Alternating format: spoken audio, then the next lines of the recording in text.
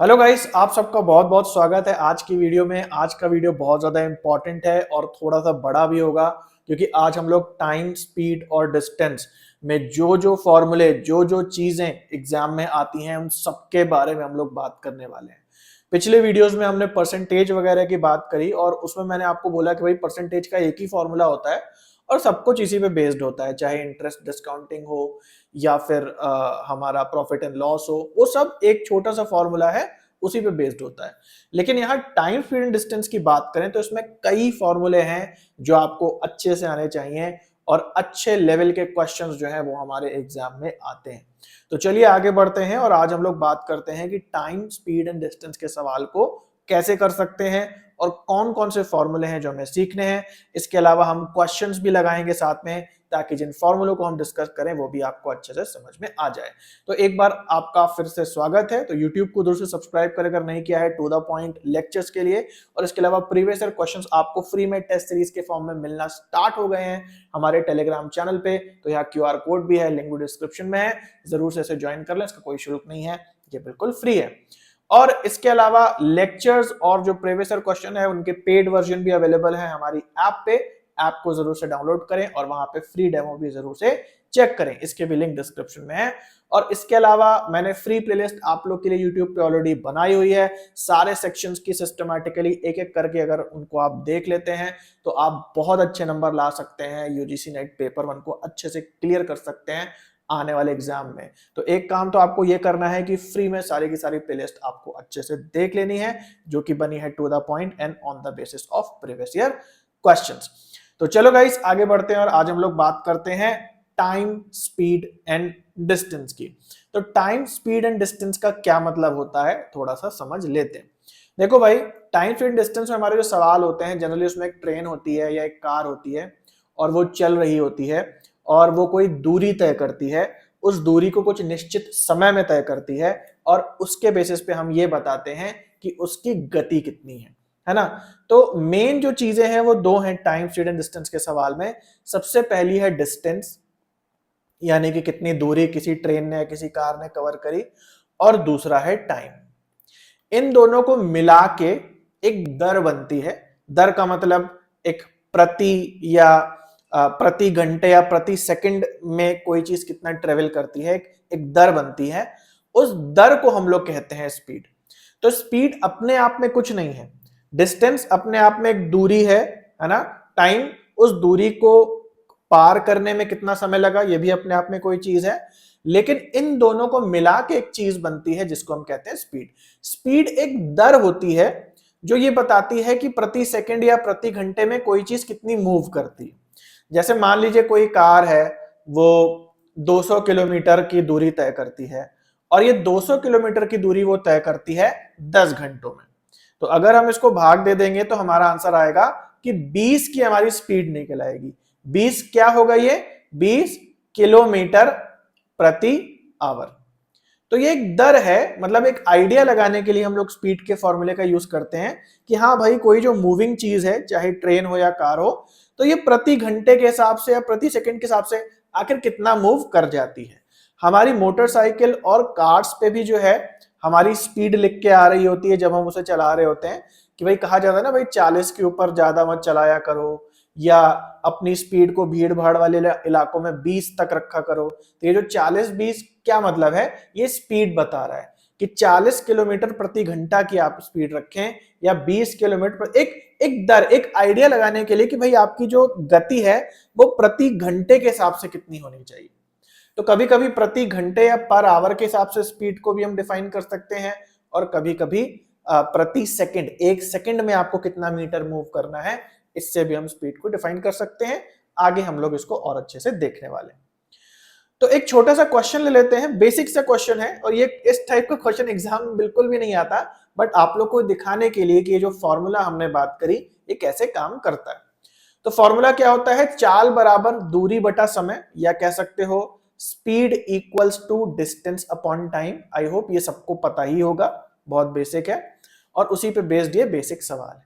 जैसे कह रहा है कि कार ट्रेवल करती है और उसकी स्पीड है 60 किलोमीटर प्रति आवर की, और ये कार जो है डिस्टेंस ट्रेवल करती है, लिखा है 120 किलोमीटर, कह रहा है कि इसको समय कितना लगेगा। तो इसी फॉर्मूले में आप वैल्यूज रख देंगे। तो स्पीड आपको दी है तो ये हो जाएगा 60, डिस्टेंस आपको दिया है यहां हो जाएगा 120 और बटे में हम टी कर देंगे। समीकरण में आगे पीछे करके हम लोग निकाल देंगे 120 बटा 60। तो यहाँ टी की वैल्यू जो है वो 2 आवर्स की आ जाएगी। यानी कि अगर किसी कार की स्पीड 60 किलोमीटर 1 घंटे की है, 1 घंटे में 60 किलोमीटर तय करती है, तो जाहिर सी बात है 2 घंटे में वो 60 + 60 120 किलोमीटर दूरी तय करेगी, है ना। तो इस तरीके से speed equals to distance upon time फॉर्मूले का यूज होता है, बट इतना इजी जो है सवाल आप में नहीं आएगा। तो क्या क्या चीजें आएंगी आइए समझ लेते हैं। और उसको समझने से पहले हम समझते हैं कि किलोमीटर प्रति घंटा या मीटर प्रति सेकंड की स्पीड्स क्या क्या होती हैं, और कभी कभी सवाल में हमको कैसे इन्हें कन्वर्ट करना पड़ सकता है। कभी हो सकता है स्पीड आपको दी हो किलोमीटर प्रति घंटा में और आपको उसको बदलना पड़े मीटर प्रति सेकंड में, है ना। तो ये MPH नहीं MPS होगा, या इसका उल्टा भी हो सकता है। तो कैसे करते हैं आइए इसको समझते हैं। मान लीजिए आपको कोई स्पीड दी है 5 मीटर प्रति सेकंड। 5 मीटर प्रति सेकंड क्या मतलब है कि कोई जो चाल है, जो स्पीड है वो क्या है, हर 1 सेकंड में कोई चीज 5 मीटर आगे चली जाती है, फिर अगला सेकंड हुआ 5 मीटर और आगे चलेगी, फिर अगला सेकंड हुआ। तो मतलब हर सेकंड में कोई ऑब्जेक्ट, कोई कार या ट्रेन वगैरह 5 मीटर आगे बढ़ती है। इसको हम बोलेंगे 5 MPS, या कभी कभी हम इसको लिखते हैं M/S, है ना। तो पर की जगह आप बटे का साइन भी लगा सकते हो।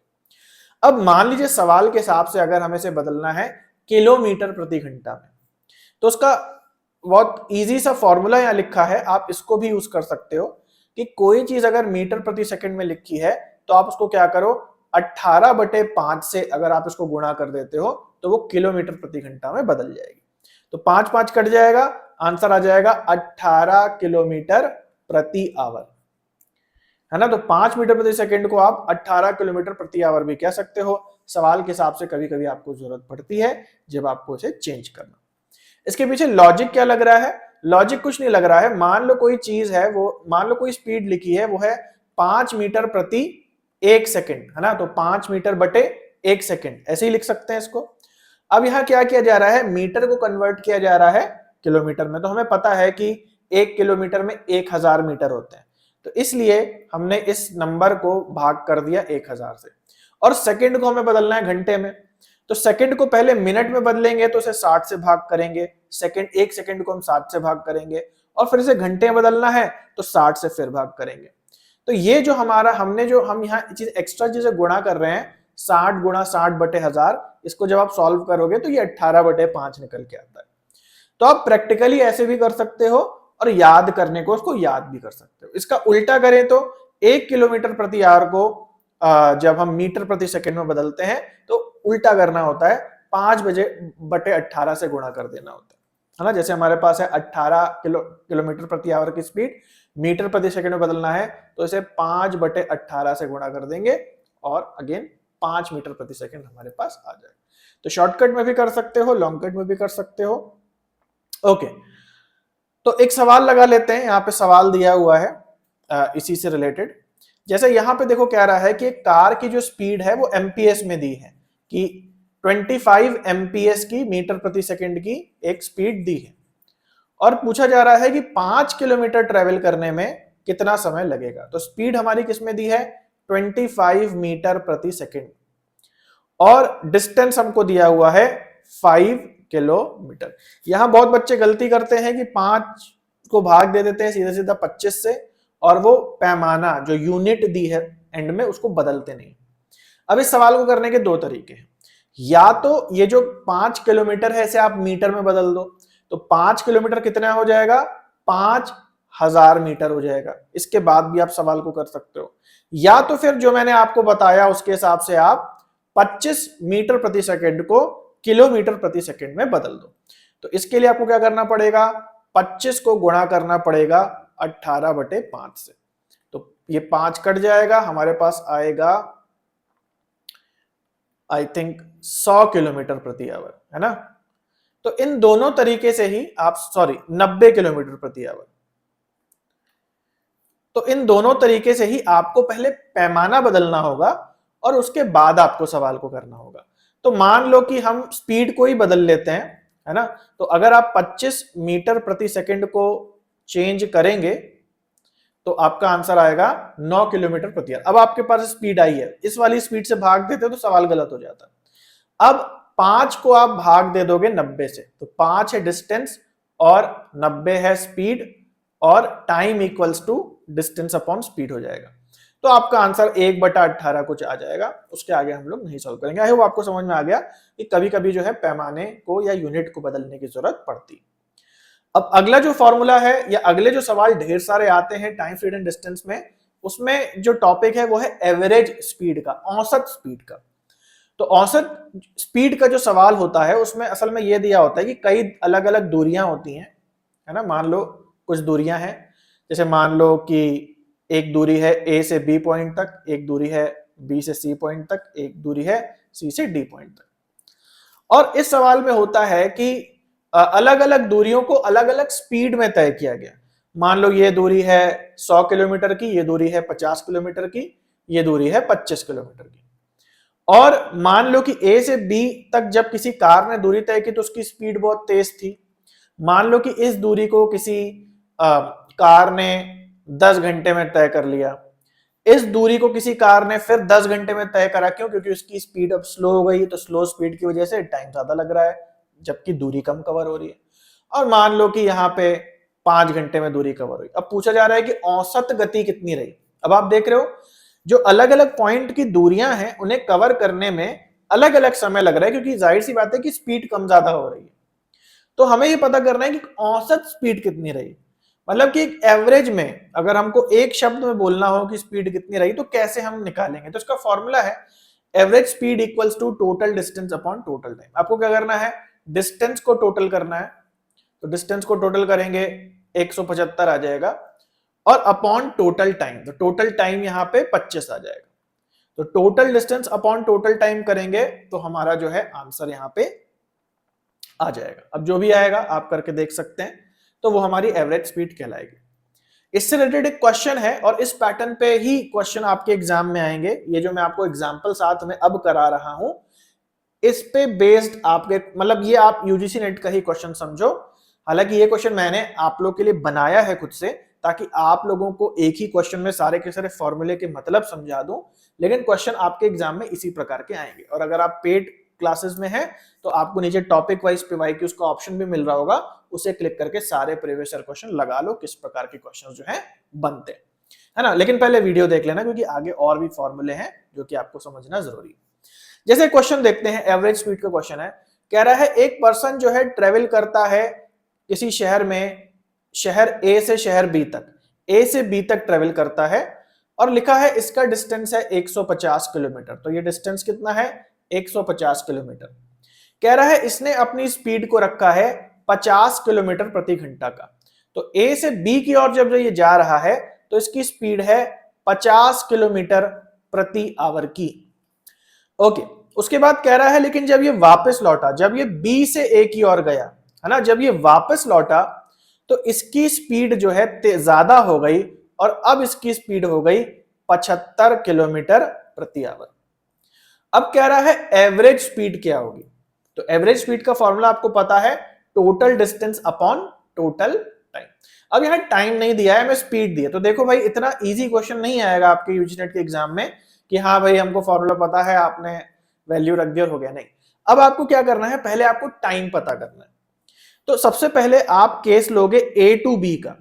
ए टू बी की आपको दूरी पता है, डिस्टेंस पता है 150 किलोमीटर है, और ए टू बी का आपको स्पीड पता है। तो सबसे पहले टाइम निकालो कि ये जो ए से बी तक जाने में समय कितना लगा होगा। तो आपको पता है टाइम निकालने के लिए इन दोनों को भाग दे देंगे।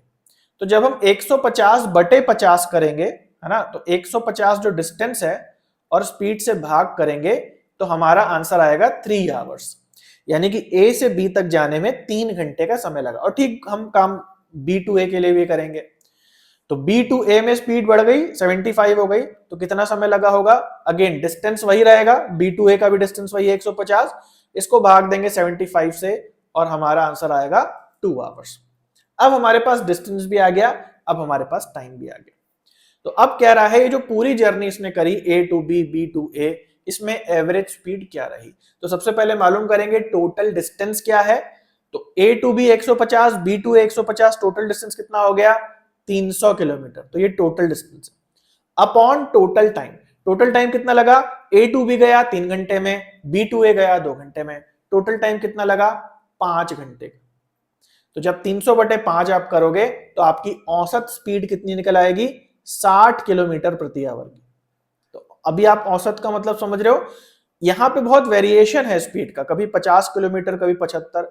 हमें अगर एक वर्ड में बताना हो, एक संख्या में बताना हो कि लगभग लगभग क्या उसकी स्पीड रही, उसका एवरेज स्पीड क्या रही, तो हम कह सकते हैं कि 60 की स्पीड लगभग रही। कभी कभी 50 हुई, कभी 75 हुई, लेकिन ओवरऑल 60 की स्पीड पे उसने A टू B गया और B टू A गया। आई होप आपको ये पैटर्न भी समझ में आ गया। अब हम लोग बात करते हैं अगले पैटर्न की, जो कि है डिस्टेंस व्हाइल क्रॉसिंग। ये भी सवालों में बहुत आता है। डिस्टेंस व्हाइल क्रॉसिंग का मतलब है, कभी कभी सवाल आपके इस पैटर्न में आते हैं कि मान लो एक आदमी खड़ा है और एक ट्रेन जो है इसके बगल से गुजर गई, है ना। मान लो ट्रेन जो है इस आदमी को गुजरी, तो उस ट्रेन को उस आदमी से गुजरने में 2 घंटा लगा, है ना। तो कोई ऑब्जेक्ट है और जब ट्रेन उसके बगल से उसको पूरा कवर करके गुजर जा रही है, ऐसे भी सवाल आपको दिखते हैं। या कभी कभी उस आदमी की जगह पे कोई पूरा प्लेटफॉर्म होता है ना, और बोला जाता है कि एक ट्रेन जो है इसको पार कर गई, यहां से आई और इस पूरे प्लेटफॉर्म को पार कर गई, और इस पूरे प्लेटफॉर्म को पार करने में ट्रेन को 30 मिनट्स लगे, है ना। ऐसे भी सवाल आते हैं। तो ऐसे सवालों में जो टोटल डिस्टेंस होता है, यानी कि जो हम D मानते हैं, वो क्या होता है, टोटल डिस्टेंस जो हम मानते हैं वो ट्रेन की लेंथ और ऑब्जेक्ट की लेंथ जिसको वो क्रॉस कर रही है, उनको मिला के टोटल बनता है।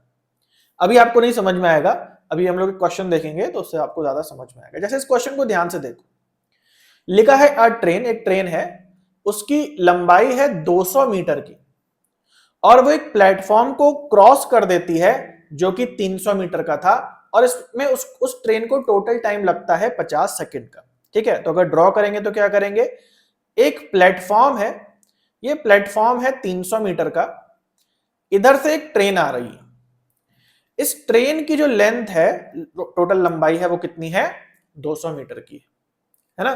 तो अब ध्यान से समझो, यहां जो डिस्टेंस होगा वो 200 प्लस 300 यानी 500 मीटर का होगा। ऐसा क्यों होगा, इस बात को समझो। देखो, ट्रेन यहां से स्टार्ट हुई और पूरे प्लेटफॉर्म को इसने 50 सेकंड में क्रॉस कर दिया। तो कितना ट्रेन चली होगी, एक तो ट्रेन की खुद की लेंथ है ना, उसको भी उसने कवर किया होगा, और जो इतना चौड़ा प्लेटफॉर्म है उसको भी पूरा पार किया होगा। तो ट्रेन को टोटल कितना कवर करना पड़ा, प्लेटफॉर्म की लेंथ का भी चलना पड़ा ट्रेन को, और अपनी लेंथ का भी तो चलना पड़ा। तो इसीलिए इन जगहों पे, ऐसी जगहों पे जब किसी ऑब्जेक्ट को ट्रेन वगैरह क्रॉस करती है, तो वहां पे जो डिस्टेंस होगा वो क्या होगा, ऑब्जेक्ट या प्लेटफॉर्म है उसकी भी लंबाई और ट्रेन की भी लंबाई, इन दोनों को प्लस कर देंगे, हमारी टोटल जो डिस्टेंस आ जाएगी वो 500 मीटर्स की आ जाएगी। तो ये बात को आपको ध्यान रखना है। लेकिन किसी किसी सवाल में क्या होगा कि ट्रेन जब क्रॉस करती है तो कोई लिखा होगा कोई आदमी को करती है, कोई सिग्नल को करती है। तो कोई आदमी है, जो सिग्नल जो होता है उसकी अपनी कोई ऐसे लंबाई नहीं होती ना, तो उस जगह पे आप इसको 0 किलोमीटर मान लेंगे या 0 मीटर मान लेंगे, जैसा भी एक सवाल में दिया, उसमें ट्रेन की लेंथ ही टोटल डिस्टेंस हो जाएगा। अगर किसी आदमी को क्रॉस करे या किसी एक चिन्ह को क्रॉस करती है, लेकिन अगर ऐसी चीज को क्रॉस करती है ट्रेन जो खुद अपने आप में चौड़ी है, जैसे यहाँ पे प्लेटफॉर्म, तो उसकी भी ऐड हो जाएगा डिस्टेंस, है ना, उसकी भी लंबाई डिस्टेंस में ऐड हो जाएगी। तो टोटल डिस्टेंस हमारा आ गया 500 मीटर। समय कितना लगा, यह हमें दिया है 50 सेकंड, तो दूरी बटा समय, दूरी है 500 मीटर, समय है 50 सेकंड, आपस में भाग कर देंगे और आंसर हमारा आ जाएगा, स्पीड कितनी आ जाएगी 10 मीटर प्रति सेकंड। तो स्पीड 10 मीटर हो जाएगी प्रति सेकंड।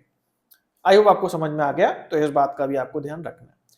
अगला फॉर्मूला हम लोग देखने वाले हैं। तो जैसा मैंने आपको स्टार्टिंग में बोला कि भाई परसेंटेज में एक ही फॉर्मूला होता है और उससे सारे काम हो जाते हैं, तो वहां मैंने ऑनेस्टली आपको बोला कि एक ही फॉर्मूला है, उससे सब हो जाएगा।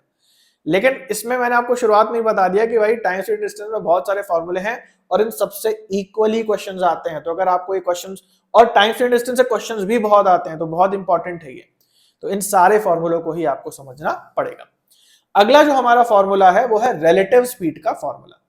अब रिलेटिव स्पीड का मतलब यह है कि जब दो ऑब्जेक्ट एक साथ गति कर रहे हैं तो कभी कभी उन दोनों की स्पीड जुड़ जाती है, कभी कभी उन दोनों की स्पीड आपस में घट जाती है।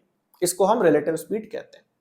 तो कब जुड़ जाती है? जब दो ऑब्जेक्ट एक दूसरे की ओर ऑपोजिट डायरेक्शन में आ रहे हैं, एक दूसरे की ओर आ रहे हैं, एक दूसरे के उल्टे डायरेक्शन में है, तो वहां पे उन दोनों की स्पीड जो है जुड़ जाती है ना। तो यहां पे लिखा है जो सवाल की जो स्पीड होगी ऑपोजिट डायरेक्शन के सवाल में वो क्या होगी? जुड़ जाएगी आपस में। तो जैसे कभी कभी एग्जाम में क्वेश्चन आता है कि दो ट्रेन है और वो एक दूसरे की ओर अलग अलग स्पीड से चलते हुए आ रही हैं, तो इन दोनों की जो रिलेटिव स्पीड होगी वो क्या होगी? जुड़ जाएगी। जो भी स्पीड हो आपस में प्लस कर दो। लेकिन कभी कभी सवाल में क्या होगा कि सेम डायरेक्शन का सवाल होगा। सेम डायरेक्शन मतलब कि दो ट्रेन है वो एक ही दिशा में चल रही है। तो जब एक दिशा में दो ट्रेन चल रही हैं और मान लो एक की स्पीड ज्यादा है, वो धीरे धीरे आगे जा रही है और पीछे वाली स्लो हो जा रही है, इस तरीके से, तो ऐसी कंडीशन में जो आपकी स्पीड बनेगी उन दोनों ट्रेन की स्पीड को माइनस करने पे बनेगी। सवाल में देखते हैं तो रिलेटिव स्पीड ज्यादा अच्छे से समझ में आएगा। अब यहां पे लिखा है दो कार हैं ए और B travelling towards each other, एक दूसरे की ओर ट्रेवल कर रही हैं। ठीक है, तो दो कार हैं, एक है कार ए और एक है कार बी, है ना, और दोनों एक दूसरे की ओर ट्रेवल कर रहे हैं। कार ए की स्पीड है 60, तो कार ए की स्पीड है 60 किलोमीटर प्रति आवर और कार बी की स्पीड है 40 किलोमीटर प्रति आवर। ठीक है, जो भी दिया है मैंने लिख दिया। If they are initially 300 kilometre apart, अगर इन दोनों के बीच की जो दूरी है वो कितनी है? 300 किलोमीटर है ना। इनके बीच की दूरी कितनी है? 300 किलोमीटर की है और 300 किलोमीटर में ए और बी कार जो है आपस में अपने अपने स्पीड से आ रही। लिखा है कि जब वो एक दूसरे से मिलेंगी तो कितने समय बाद मिलेंगी? 300 किलोमीटर दूर कार ए और कार बी है, एक दूसरे की ओर आ रही हैं, तो ये जब आएंगी मिलेंगी तो कितना समय बाद ये मिलेंगी? एक साथ स्टार्ट हुई है, एक ही समय पे स्टार्ट हुई है ना। तो ध्यान से समझो क्या करना है। अब देखो कार ए और बी के बीच में डिस्टेंस कितना है? 300 किलोमीटर। अब कार एक दूसरे की ओर आ रही है, एक कार आ रही है 60 के स्पीड से और दूसरी कार आ रही है 40, तो दोनों की स्पीड जुड़ जाएगी ना, क्योंकि बहुत तेजी से एक दूसरे की ओर आ रही है। अगर मान लो एक कार खड़ी होती और कार ए आ रही होती 60 की स्पीड से, तब तो 60 ही स्पीड होती क्योंकि एक तो खड़ी है, लेकिन ये तो 60 की स्पीड से आ रही है, ये भी 40 की स्पीड से आ रही है, मतलब ज्यादा तेज एक दूसरे की ओर आ रही है। तो ऐसी कंडीशन में जो स्पीड होगी वो जुड़ जाएगी दोनों की, है ना। इसीलिए मैंने आपको रिलेटिव स्पीड का फॉर्मूला बोला कि जब ऑपोजिट अलग अलग डायरेक्शन से आ रही होती हैं कोई चीजें तो स्पीड जुड़ जाती है। तो इनकी स्पीड हो जाएगी 100। कितना समय लगेगा? डिस्टेंस अपॉन टाइम, दूरी बटा समय, दोनों को भाग दे दोगे, कितना आएगा? 10 आवर्स, सॉरी 3 आवर्स। तो 3 घंटे में ये क्या होगा कि ये दोनों ये दोनों कारें जो है ए और बी आपस में मिलेंगी। अब मान लो कभी कभी सवाल में पूछा जाता है कि भाई जब ये दोनों मिलेंगी आपस में तो ए कार अपने डेस्टिनेशन से कितनी दूर होगी या बी कार अपने डेस्टिनेशन से कितनी दूर ट्रेवल कर चुकी होगी। तो इसको भी थोड़ा सा देख लो। अब हमें यह पता चल गया है कि ए और बी जब आएंगी तो 3 घंटे बाद टकराएंगी। अब सिंपल है, आप ये निकाल लो कि 3 घंटे बाद जो है ए कार कहां पहुंची होगी। आपको स्पीड पता है ना, स्पीड का क्या मतलब है? कितने किलोमीटर एक घंटे में कोई चीज चलती है। तो अगर एक घंटे में 60 किलोमीटर कोई चीज चलती है तो 3 घंटे में कितने आगे जाएगी? 60 इंटू 3, यानी ए जो है, ए कार जो है वो 180 किलोमीटर दूरी तय कर चुकी होगी। ठीक है, उसी तरीके से बी का भी निकाल सकते हो। तो अगर 300 किलोमीटर में ए 180 किलोमीटर दूरी तय कर चुकी है तभी उससे बी जाकर के मिली है, तो आप 300 में से माइनस कर दो, यानी बी जो है कितना दूरी तय कर चुकी होगी? 120 किलोमीटर दूरी तय कर चुकी होगी। और आपके पास बी की स्पीड भी है, उससे भी आप निकाल सकते हो कि अगर 40 किलोमीटर एक घंटे में बी ट्रेवल करती है कार तो 3 घंटे में कितना करेगी, 120, है ना। तो ये रिलेटिव स्पीड का सवाल है ऑपोजिट डायरेक्शन वाला। अब एक सवाल देखते हैं सिमिलर डायरेक्शन में, जब दो चीजें एक साथ जा रही होती हैं तो कैसे रिलेटिव स्पीड निकलती है। यहां लिखा है 2 cars A and B are travelling in the same direction along with a straight road. कह रहा है दो कार हैं, कार A है और कार B है और वो एक दिशा में जो है जा रही। कार A की जो स्पीड है वो 60 किलोमीटर प्रति आवर है और कार B की जो स्पीड है वो 40 किलोमीटर प्रति आवर की। सिंपल है, जो लिखा था मैंने रख दिया यहां पे। लिखा है if car A is behind car B initially by 200 kilometre. कह रहा है अगर कार और A और B के बीच में इनिशियली 200 किलोमीटर का फासला है, मतलब कार A और कार B ये चल रही हैं, एक ही दिशा में चल रही हैं, और अभी फिलहाल जब इन्होंने चलना स्टार्ट करा तो इनके बीच में जो गैप है वो कितना है, 200 किलोमीटर का है। कब ऐसा होगा कि जब कार ए है, मतलब ऐसे चल रही है, लेकिन आप देखो कार ए जो पीछे है इसकी स्पीड ज्यादा है, तो इसका मतलब कभी ना कभी इसको ओवरटेक करेगी। अब ये जा रही है जा रही है जा रही है, ऐसे जा रही है, एक ही दिशा में जा रही है। अब क्योंकि ए की स्पीड ज्यादा है तो कभी ऐसा होगा कि ये एकदम इसको मिलेगी यहां पे आके, है ना। तो पूछ रहा है कि कितना समय लगेगा ओवरटेक करने में, टाइम पूछ रहा है हमसे। तो सिंपल है, डिस्टेंस है ए और बी के बीच में कितना, 200 का। अब डिस्टेंस अपॉन स्पीड, अब स्पीड कैसे निकालेंगे, माइनस कर देंगे दोनों स्पीड को, है ना। अब देखो अगर कार बी खड़ी होती और कार ए आ रही होती तब तो उसकी स्पीड 60 की होती, लेकिन अब यहां पे क्या हो रहा है, स्पीड स्लो हो जाएगी ओवरटेक करने। क्यों हो जाएगी, क्योंकि भैया ये भी कार तो आगे आगे भागती जा रही है, ये भी कार आगे भागती जा रही है, ये भी कार पीछे आती जा रही है। तो अब यहां पे इस तरीके से जो पीछे पीछा कर रहा है वो थोड़ा उसको टाइम लगेगा पीछा करने में, क्योंकि आगे वाली चीज भी भागती चली जा रही है आगे, तो इसीलिए उसकी स्पीड स्लो हो जाएगी और इसी कारण से हम लोग 40 और 60 को माइनस कर देंगे, जो हमारी स्पीड है रिलेटिव स्पीड वो 20 की आ जाएगी। अब जब हम इसे भाग करेंगे तो हमारा आंसर अगेन आ जाएगा 10 आवर्स, यानी 10 घंटे लग जाएंगे कि जो ए कार है वो आगे जा रही है आगे जा रही है, क्योंकि 20 किलोमीटर ज्यादा स्पीड है ना इसकी बी वाली कार से, तो धीरे धीरे ओवरटेक कर ही देगी, लेकिन उसकी जो रिलेटिव स्पीड है वो कितनी रहेगी इन दोनों की, 20 किलोमीटर प्रति घंटे की रहेगी। आई होप आपको सारे कॉन्सेप्ट समझ में आ गए। तो आई होप आपको ये भी समझ में आ रहा होगा कितना स्टेप बाय स्टेप हम लोग यहाँ पे बात करते हैं, और हमारा जो पूरा कोर्स है भाई वो इसी तरीके से स्टेप बाय स्टेप बना हुआ है ना। टू द पॉइंट है, सारे के सारे प्रीवियस क्वेश्चन हर एक टॉपिक के जो भी हम लेक्चर करते हैं टॉपिक वाइज प्रीवियस क्वेश्चन भी आपको मिल जाते हैं, ताकि आपको पूरा आइडिया लग जाए कि पढ़ाई किस हिसाब से हो रही है। और फ्री डेमो जरूर से देख लें, और व्हाट्सएप पे भी जो है जरूर से कांटेक्ट करें, वहां पे भी आपको जो है मिल जाएगा, सारे फ्री लेक्चर्स मिल जाएंगे। इसके अलावा देख लेते हैं क्या क्या चीजों की हमने बात करी। सबसे पहले हमने देखा टाइम स्पीड एंड डिस्टेंस का फॉर्मूला क्या है, speed equals to distance upon time. उसके बाद हमने देखा कि किलोमीटर प्रति घंटा और मीटर प्रति सेकंड को कैसे कन्वर्ट करें, ये भी बहुत जरूरी है। फिर हमने एवरेज स्पीड का फॉर्मूला देखा, average speed equals to total distance upon total time. उसके बाद हमने देखा कि जो किसी ऑब्जेक्ट को जब कोई ट्रेन क्रॉस करती है तो टोटल जो लेंथ होती है, जो टोटल डिस्टेंस होता है, वो ऑब्जेक्ट की लेंथ और ट्रेन की लेंथ को प्लस करके बनता है। ये कंसेप्ट भी बहुत ज्यादा पूछा जाता है। और फाइनली हमने रिलेटिव स्पीड के दो कंसेप्ट देखे कि जब ऑपोजिट डायरेक्शन की बात होगी तो स्पीड प्लस हो जाएगी दोनों ऑब्जेक्ट्स की, और जब सेम डायरेक्शन की बात होगी तो स्पीड आपस में माइनस हो जाएगी। तो गाइस आई होप कि आप लोगों को लेक्चर अच्छा लगा होगा। अच्छा लगा है तो चैनल को जरूर से सपोर्ट करो, वीडियो को लाइक करो, चैनल को सब्सक्राइब करो और दोस्तों से भी जरूर से शेयर करो। और फ्री डेमो लेने के लिए व्हाट्सएप नंबर जो है हमारा, उस पर जरूर से कांटेक्ट करो। तो मैं आपसे शेयर कर देता हूं। ओके, तो ये हमारा नंबर है और लिंक भी सारे के सारे डिस्क्रिप्शन में दिए हुए हैं, उनको भी जरूर से चेकआउट करो। आज के लिए इतना है, मिलते हैं अगले वीडियो में, तब तक के लिए सभी को बाय और टेक केयर।